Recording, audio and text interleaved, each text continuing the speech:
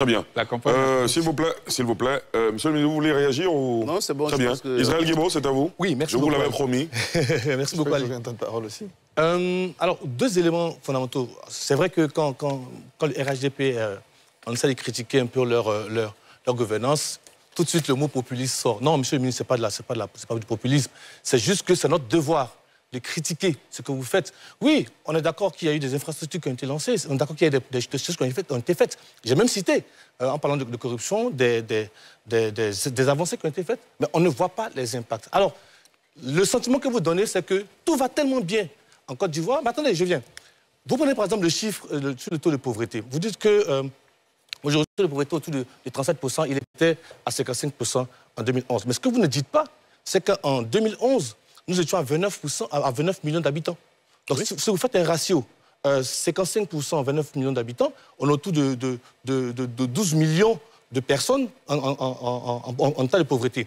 Mais si vous ramenez... S'il vous plaît, laissez-le terminer. Mais la pauvreté, c'est... Non, s'il vous plaît, laissez-le terminer. Laissez-le terminer. Je viens. Laissez-le terminer, s'il vous plaît. Si vous remettez ça en perspective, donc nous sommes aujourd'hui en 2025, environ 32 millions d'habitants, et que vous mettez à 37%, on est toujours dans les 12 millions de personnes. Et d'ailleurs, aujourd'hui, vous remarquerez bien que la gouvernance, elle se voit au niveau d'Abidjan, mais à l'intérieur du pays, les disparités sont flagrantes, elles sont beaucoup plus profondes. Donc, ce que je veux dire, c'est que, oui, les chiffres parlent, mais vous ne pouvez pas nier aujourd'hui qu'en Côte d'Ivoire, les coûts des denrées alimentaires ont augmenté, le coût du carburant a augmenté. Vous regardez, de 2022 jusqu'à 2024, il y a eu une augmentation de près de 180%. C'est vrai, 180 francs. C'est vrai que récemment, en 2025, il y a eu un rabais de 20 francs. Donc, ça, ce sont des choses qu'on ne peut pas nier. Quand on va sur le marché, toutes les populations, qu'elles soient RHDP ou tous les partis politiques, se rendent bien compte que oui, aujourd'hui, on a des difficultés à se soigner, on a des difficultés à acheter les denrées alimentaires. Notre pays est dépendant de l'extérieur en matière de denrées alimentaires. Donc ça, ce sont des choses qu'on ne peut pas nier. Donc le dire, ce n'est pas faire du populisme. Le dire, ça veut dire qu'il y a des choses à améliorer, il y a des choses à le faire. Et je voudrais rassurer monsieur le ministre, ce n'est pas l'objet du débat.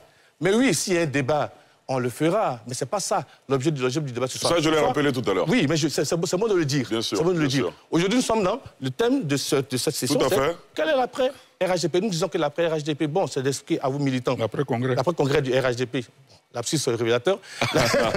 L'après-congrès RHDP, quel sera le candidat du RHDP? Mais surtout, qu'il sera nécessaire pour vous de défendre le bilan auquel nous, Ivoiriens, nous attendons. D'accord. Avant d'ouvrir le chapitre sur le bilan, de toutes les façons, des émissions pour parler du bilan du RHDP... Non, il faut qu'on réponde. Je vous donnerai la parole, ne vous inquiétez pas. Je fais juste une précision, s'il vous plaît. On va ouvrir le débat sur le bilan du parti au pouvoir et les perspectives proposées par les partis qui sont dans l'opposition et les nouvelles forces qui viennent sur la scène politique. Une question qui revient, ça vous permettra de répondre à Israël Guébo et à d'autres questions évoquées tout à l'heure. Une question qui revient, qui consiste à dire, vous êtes au pouvoir, l'opposition crie à tue-tête qu'elle a besoin d'un dialogue politique, visiblement. Il n'y a pas de réponse favorable du côté du parti au pouvoir. Est-ce que vous êtes favorable au dialogue politique avant la présidentielle qui arrive dans 4 mois? Amadou Touré, Amédée Kofi Kwaku. Alors, avant de revenir sur le dialogue politique, je voulais simplement rappeler à M. Guébo que, sûrement, si vous suivez l'actualité politique, moi, je suis tout le temps sur le terrain. Je vais dans les villages, je vais dans les hameaux.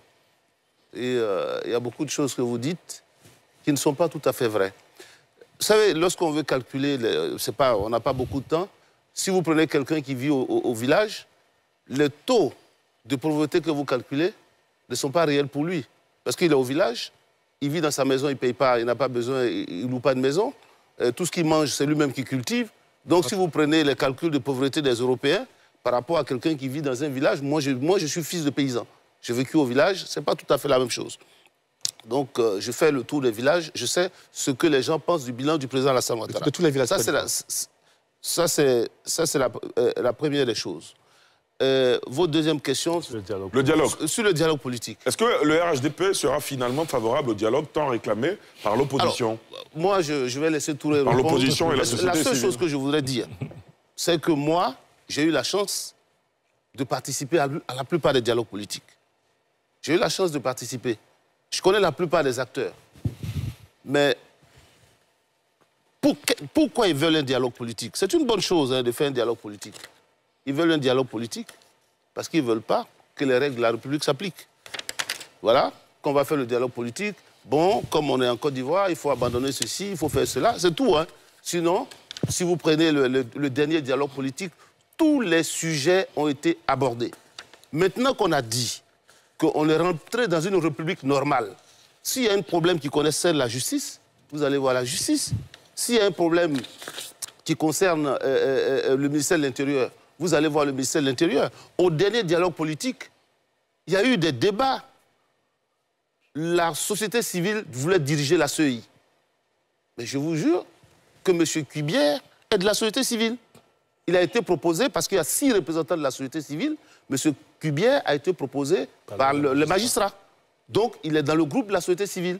Le parti au pouvoir, avec à 4 représentants à la CEI, les partis d'opposition 5, le président de la République 1, on a justifié pour dire que le président de la République ne peut pas avoir de représentants. Si on ne peut pas dire qu'il n'a pas de représentant à la CEI, le ministère de l'Intérieur, dans la plupart des pays modernes, c'est le ministère de l'Intérieur qui organise les élections. Donc ils ont un représentant. Mais avant, il y avait le représentant du président de l'Assemblée, ainsi de suite. Mais tout ça a été enlevé. Et donc aujourd'hui, l'opposition est majoritaire à la CEI. L'opposition est majoritaire, si vous ne le savez pas. Et après le dialogue politique, le PDCI n'avait pas de représentant au niveau de la vice-présidente de la CEI. On a fait un amendement pour créer un poste pour le PDCI. Le PPACI n'existait pas en tant que parti politique. On a fait un amendement pour que le PPACI ait un vice-président de la CEI. Donc tout ça, ça a été fait. Donc aujourd'hui, la Côte d'Ivoire est un pays de dialogue. Je pense que Touré va le dire tout à l'heure. On va dialoguer avec l'opposition, mais vous allez voir la conclusion de tous ces dialogues que souhaite l'opposition, qui est une bonne chose d'ailleurs. C'est pour dire que nous n'appliquons plus les lois. Entendons-nous, faisons des petits arrangements. On va nous Touré. Bon, alors je me permets de revenir rapidement. En réalité, l'une des choses qu'Alassane Ouattara nous enseigne, c'est l'humilité. On n'a jamais dit qu'en 5 ans, on a tout réalisé. On n'a jamais dit, 15 ans. On n'a jamais dit que nous ne voulons pas être critiqués. Ce que je donne, c'est le populisme. Le populisme, c'est quoi? Quand vous venez dire que la Côte d'Ivoire s'est appauvrie, je dis non, la pauvreté a diminué. Et que nous sommes passés de 55 à 37. Ça veut dire quoi concrètement? Ça veut dire que si vous aviez 22 millions d'habitants à l'époque et que vous étiez à 37%, à 55% de pauvres, mais comme la population augmente chaque année, le taux d'évolution démographique est de 2,6-3 points, ça veut dire que si nous n'étions pas descendus à 37%, si on mettait le taux de 55% de pauvres que nous avons trouvé, on aurait 5 millions d'Ivoiriens en plus qui seraient pauvres aujourd'hui. Donc, le fait d'avoir mené une politique sociale ardue, une politique économique ardue, et d'avoir baissé le taux de pauvreté a permis de sortir 5 millions d'Ivoiriens de la pauvreté. Que vous nous dites que c'est insuffisant, on peut faire le débat. Que vous nous dites que non, 37%, on aurait pu arriver à 20% par tel mécanisme, on aurait pu le débat. Mais venir dire que la pauvreté a augmenté, c'est du populisme. Non, c'est pas ce que j'ai dit. Alors, parlons de la cherté. Si, mais parlons de la cherté. 12 millions de pauvres en Côte d'Ivoire. Parlons de la cherté de la vie. L'inflation, c'est pas nous qui l'avons inventée. Vous savez qu'il y a des conjonctures. Il y a eu la crise en Ukraine, il y a eu la Covid, etc. L'inflation est moins mondiale. La Côte d'Ivoire a une inflation aujourd'hui qui tourne autour de 3 à 4%. Quand des pays comme le Ghana ou le Nigeria sont autour de 20 à 30%. Donc vous avez une augmentation dans tous les pays au monde dans un certain nombre de produits. Que le gouvernement mette en place des politiques pour essayer d'atténuer les effets de cette augmentation, ce qu'on attend, c'est de dire, écoutez, vous êtes à 4% de taux d'inflation, si nous, à Salé Tiboko arrive aux affaires, voilà ce que nous allons faire pour être à... les débats, monsieur le ministre. Non, mais vous êtes vice-président, vous êtes dans un parti politique, vous aspirez à gouverner. Donc on serait peut-être à 2%. Mais venir peindre tout en noir, et voilà qu'on se contente de ça, on ne peut pas l'accepter. Ce n'est pas honnête intellectuellement. Mais venir dire que oui, vous avez fait des progrès, mais dans tel aspect, il y a des insuffisances. Et voilà comment on peut améliorer. On est ouvert, on est preneur. Sur le dialogue politique,